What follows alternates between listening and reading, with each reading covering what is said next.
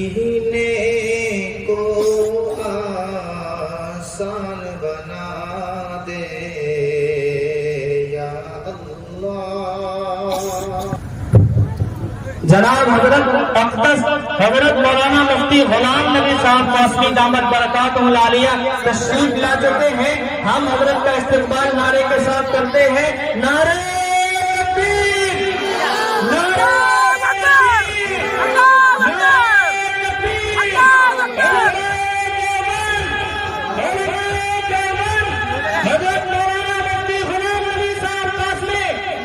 ماشاءاللہ۔ آئیے حضرت محترم بغیر کسی تاخیر و تمہید کے ہم جناب حضرت مولانا محمد ریحان صاحب قاسمی دامت برکاتہ العالیہ سے گزار ہیں تشریف لائیں اور اپنی تقریر سے سامعین کو مستفیض فرمائیں۔ وہ تو لان پڑے گا اپنی محبوب کروں گا۔ الحمدللہ الحمدللہ وحدہ والصلاة والسلام على من لا نبي بعده، فقد قال الله تبارك وتعالى في القرآن المجيد والفرقان الحميد: أعوذ بالله من الشيطان الرجيم، بسم الله الرحمن الرحيم، لقد كان لكم في رسول الله أسوة حسنة، صدق اللہ العظیم۔ محترم بزرگوں اور دینی بھائیوں، اسٹیج پر تشریف فرما حضرت اقدس مختوم مکرم استاد محترم مفتی غلام نبی صاحب، استاد محترم حضرت مولانا قاسم صاحب دامت برکاتہم العالیہ اپنے اساتذہ کی موجودگی میں اپنا یاد کیا ہوا سبق سنانے کی کوشش کر رہا ہوں۔ اگر کوئی خطا ہو جائے تو اپنا بچہ سمجھ کر معاف کر دینا۔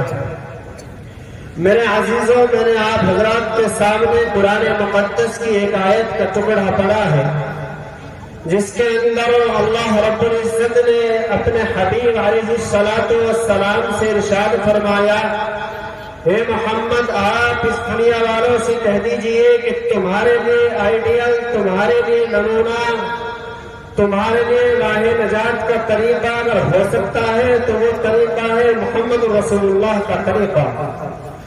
محمد رسول اللہ کا ایک طریقہ ہے سنت۔ سنت کیا ہے؟ سنت وہ ہے جو کیا گیا آپ کے سامنے اور آپ خاموش رہے ہو۔ سنت وہ ہے جو میرے نبی نے کیا ہو۔ سنت وہ ہے جو میرے نبی نے کرنے کا حکم دیا ہو۔ بے شک مسواک کرنا سنت ہے، ٹوپی سر کا چھپانا سنت ہے، پگڑی کا باندھنا سنت ہے، وضو کا کرنا سنت ہے، تیمم نبی پاک علیہ السلام کی سنت ہے، نکاح نبی پاک علیہ السلام کی سنت ہے۔ لیکن میں آپ حضرات کے سامنے اللہ کے رسول صلی اللہ علیہ وسلم کی ایک سنت کا میں آپ کے سامنے تذکرہ کرتا ہوں۔ چاہو گے نبی پاک علیہ السلام کی سنت کا سننا اور اس کا تحفظ؟ بنو قینقاع کا مدینہ منورہ میں یہودیوں کا بازار تھا، اور ان بنو قینقاع سے نبی پاک علیہ السلام کا ایک معاہدہ تھا، ایگریمنٹ تھا۔ ایک مسلمان عورت یہودیوں کے بازار میں سونے کی کوئی چیز خریدنے کے لیے گئی، وہ پردے سے تھی۔ جب وہ یہودی کی دکان پر بیٹھی تو یہودی نے اس کے پردے کے پیچھے کے حصے کو کین میں ہلچا دیا، اور کین میں ہلچانے کے بعد مستی کے ساتھ بیٹھا رہا۔ جب وہ عورت اٹھی، اسے نہیں معلوم تھا کہ اس کے پردے کے پیچھے کے حصے کو کین میں ہلچا دیا گیا ہے۔ جیسے ہی عورت اٹھی، اس کی نقاب اتر گئی، نقاب اتری تو چہرہ کھل گیا، چہرہ کھلا تو تمام یہودیوں نے کہا لگایا، مسکرانے لگے کہ تیرے چہرے کو ہم نے دیکھ لیا ہے اور تو آج ہمارے بازار میں رسوا ہو چکی ہے۔ اس عورت نے بنو قینقاع کے بازار میں ایک چیخ ماری، ایک آواز لگائی اور کہا کہ ہے کوئی میرا بھائی جو میری غیرت کا بدلہ لے سکے، جو میرے پردے کا انتقام لے سکے؟ ایک صحابی اس بازار میں کھڑے تھے، بہن کی پکار پر کہا لبیک میری بہن میں حاضر ہوں، بتاؤ کون سا یہودی ہے جس کے ہاتھ تیرے پردے کی طرف بڑھے. اس بہن نے اشارہ کیا.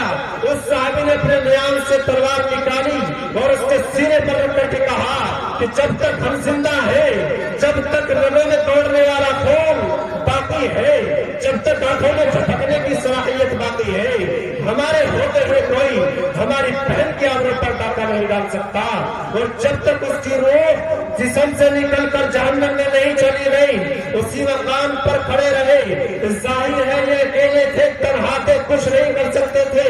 چاروں طرف سے دشمنان اسلام نے اور یہودیوں کے لشکر نے گھیر لیا. ایک یہودی کب تک وہاں ٹکتا مقابلہ کرتا رہا. ایک صحابی کب تک وہاں ٹکتا مقابلہ کرتا رہا. نتیجتاً شہادت کا جان پیا اور رسول اللہ میدان بدر سے آئے. اور جب آپ کو پتا چلا کہ میری ایک بیٹی کا دوپٹہ تار کیا گیا اور میرے ساتھی کو شہید کر دیا گیا، تو آپ نے حضرت علی مرتضیٰ سے کہا، او علی تیرا گھوڑا کہاں ہے، لشکر کہاں ہے؟ بنو قینقاع کے قلعے کو چاروں طرف سے گھیر لیا جائے اور ان سے کہہ دیا جائے کہ آج کے بعد سے مدینے کی گلیاں ان کے لیے تنگ ہے، مدینے کی دھرتی ان کے لیے جوالا مکھی بن چکی ہے. یاد رکھو تمہیں معافی کا اعلان ہے، لیکن اگر آج کے بعد تمہاری شکل صورت کو مدینے کی گلیوں میں دیکھا گیا تو پھر اس کا انجام وہ ہوگا جو دشمن قوم کا ہوا کرتا ہے. یہ بھی سنت ہے کس کی؟ دو جہاں کے تاجدار کی. تھوڑا اور آگے چلیے. اہم علماء کرام کا موجود ہونا اور وقت کی قلت مجھے زیادہ کہنے کی اجازت نہیں دے کر آپ علیہ السلام سن 6 ہجری میں احرام باندھے ہوئے ہیں، قربانی کے اونٹ آپ کے ساتھ ہیں، مدینہ منورہ سے مکہ کی طرف روانہ ہو گئے ہیں. مکان حدیبیہ پر مشرکین مکہ آئے اور آنے کے بعد آپ کو روک دیا اور آپ سے کہا کہ اگر ہم آپ کو مکہ میں داخل نہیں ہونے دیں گے، آپ کو خانہ کعبہ کا طواف نہیں کرنے دیں گے. آپ نے حضرت عمر سے کہا عمر مکہ جاؤ اور مکے والوں کو سمجھا دو ہم کرنے نہیں آئے ہیں، مقابلہ کرنے نہیں آئے ہیں، ہم صرف عمرہ کریں گے، طواف کریں گے اور واپس چلے جائیں گے. حضرت عمر نے کہا اللہ کے رسول مجھے مت بھیجیے، مجھ سے اگر کسی کافر نے ٹیڈی نظر اٹھا کر دیکھا تو اس کی نظر سلامت باقی نہیں رہے گی. مجھ سے اگر کسی نے زبان درازی کی تو اس کی زبان حلق سے کھینچ کر باہر کر دوں گا. میں دائرات اور مذاکرات کا آدمی نہیں ہوں. آپ حضرت عثمان کو بھیج دیجیے، ان کا خاندان بڑا ہے، ان کی عزت بھی ہے. چنانچہ حضرت عثمان غنی گئے، ٹھہر گئے، افواہ اڑائی گئی تو عثمان غنی شہید ہو گئے. کتنے صحابہ ہیں اللہ کے رسول کے ساتھ؟ تقریباً 1500 صحابہ ہیں. رسول اللہ نے کیا کیا؟ رسول اللہ نے تمام صحابہ کو جمع کیا بغور کے پیڑ کے نیچے اور یہ کہا میرے ہاتھ پر بیعت کرو. کون سی بیعت؟ اس بیعت کو سمجھو قرآن سے. قرآن نے کہا لقد رضی اللہ عن المؤمنین اذ یبایعونک تحت الشجرہ.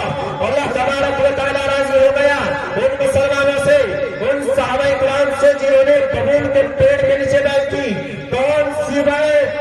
یہ بیعت سلسلہ چشتیہ کی بیعت نہ تھی، یہ بیعت سلسلہ سہروردیہ کی بیعت نہ تھی، یہ بیعت سلسلہ قادریہ کی بیعت نہ تھی، یہ بیعت سلسلہ سہروردیہ کی بیعت نہ تھی. یہ بیعت تھی ایک مسلمان کے خون کے قطروں کو تحفظ دینے کے لیے. یہ بیعت موت کی بیعت تھی. یہ بیعت کبھی صحابہ کرام نے کی تھی اور قیامت تک مسلمانوں کی ذمہ داری ہے کہ وہ اس بیعت کی حفاظت کرتے رہے. نتیجہ یہ ہوا وہ تو یہ ہوا کہ حضرت عثمان صحیح سالم واپس آ گئے، مقابلہ نہیں ہوا.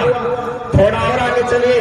آج کا نوجوان 17-18 سال کا نوجوان اپنی مستی میں مست، زنا میں ملوث، نشے میں زنا جتنا کر سکتا ہے کر رہا ہے، جتنے عیب کر سکتا ہے کر رہا ہے اور اللہ کے رسول کی سنتوں کا مذاق اڑا رہا ہے.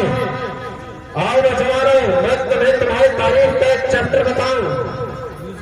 آپ علیہ السلام غزوہ خندق پہ کھڑے ہوئے ہیں. کہاں؟ غزوہ خندق پہ. تمام صحابہ وہاں موجود ہیں. حضرت حسان بن ثابت جو شاعری کرتے ہیں وہ صرف مسلم عورتوں کے پہرے پر کھڑے ہوئے ہیں. ایک یہودی غلط نظر سے آیا، وہ حالات کا پتہ لگانے آیا تھا، وہ جھانک کرنے آیا تھا، وہ مخبری کرنے آیا تھا کہ مسلمانوں کی عورتیں تنہا ہیں یا ان کے ساتھ کوئی مرد بھی ہے۔ حضرت نبی علیہ السلام کی پھوپھی حضرت صفیہ نے حضرت حسان سے کہا کہ حسان مجھے اس کے ارادے غلط نظر آتے ہیں، اس کے لیے تو غلط ہے، حسان ذرا آگے بڑھ اور اس کا مقابلہ کر۔